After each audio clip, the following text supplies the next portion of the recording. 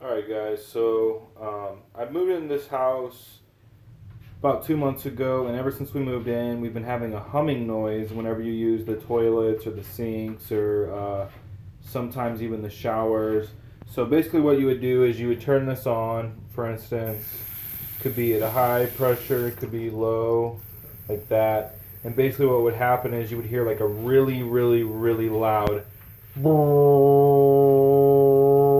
like somewhere behind here, like in the pipes, somewhere behind all of these walls, so I couldn't really do anything about it.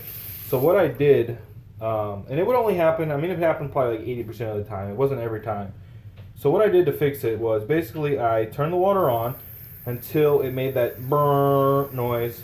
I left the water running while it was making that noise, so imagine the water still running. Basically, what I did next was I just went into where your water comes in. So for me, it's pretty close to this downstairs bathroom. And then what you're going to look for is a water pressure gauge right here. See, mine's a little tight against this wall almost, so it's hard to really get to. Basically, what you need to do while the noise is being made, you're going to take a wrench, you're going to tighten that there. You can see that nut. You're going to untighten it to the right till it's loose.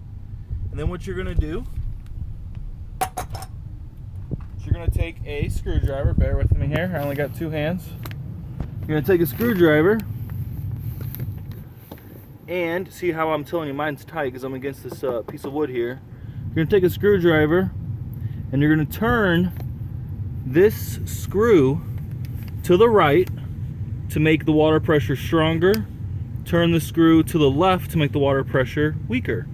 And what I did was I just turned it slightly to the right until that noise went away. Once it went away, tightened that nut back up. Now that problem does not exist anymore. It's pretty much as simple as that. Hope this helped, guys. It's been real.